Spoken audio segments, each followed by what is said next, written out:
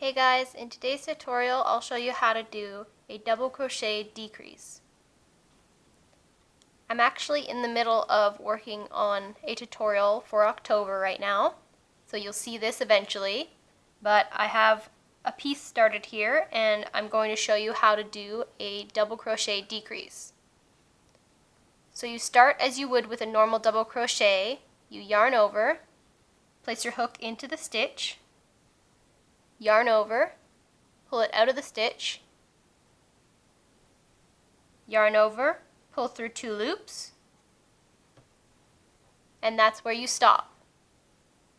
Now yarn over, place your hook into the next stitch, yarn over, pull through, yarn over, pull through 2 loops,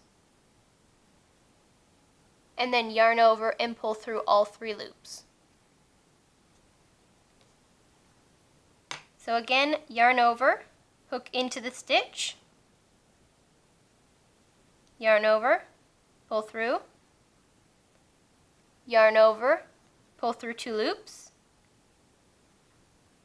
yarn over, hook into the next stitch, yarn over, pull through, yarn over, pull through 2 loops, and then yarn over and pull through all 3 loops.